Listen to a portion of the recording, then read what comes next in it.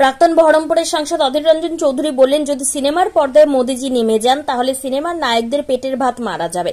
সামনে নির্বাচন, তাই অপারেশন সিঁদুরের ঢোল পেটানো হচ্ছে, কিন্তু যারা এই অপারেশন বাস্তবায়িত করেছেন সেই ভারতবর্ষের বীর সেনাবাহিনীকে কৃতিত্ব দেওয়া হচ্ছে কি, বললেন অধীর রঞ্জন চৌধুরী।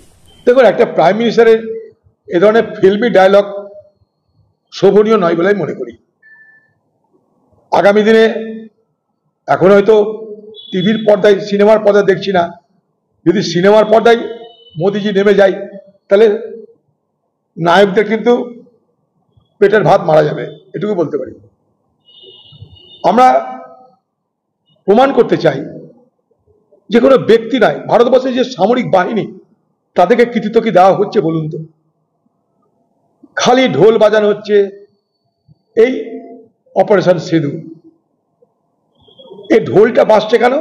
সামনে নির্বাচন আছে তাই,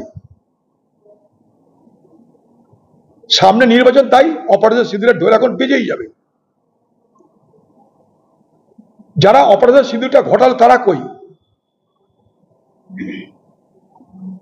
প্রথম তারা সেই মিছিলে কই? তারা সেই রোড শোয়ে তারা কই? ভারতবর্ষের জেনারেল থাকার কথা, যারা বিমান চালিয়ে তাদের ঘাঁটিগুলোকে ধ্বংস করেছে তারা থাকার উচিত, তবে তো বুঝবো যে কারা করলো। আপনি একদিকে বলছেন আমি সব সামরিক বাহিনীকে দায়িত্ব দিয়ে দিয়েছি, কারা করেছে, আবার আরেকদিকে বলছেন আমি মেরে ঠান্ডা করে দিয়েছি। কোনটা বিশ্বাস করবো আমরা? যদি সামরিক বাহিনীকে দায়িত্ব দিয়ে থাকেন তাহলে সামরিক বাহিনীর লোকরা তারা রোড শোয়ে নেই কেন? আমার একটা প্রশ্ন।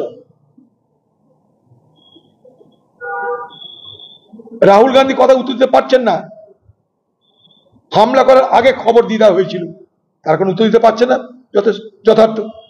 এখন বলছেন আধ ঘন্টা পর, আগে কেন বলেনি আধ ঘন্টা পর? আপনারা সংশয় তৈরি করছেন, আপনারা প্রশ্ন তৈরি করছেন। আপনাদের বিদেশ মন্ত্রীর বক্তব্যে ইনকনসিস্টেন্সি,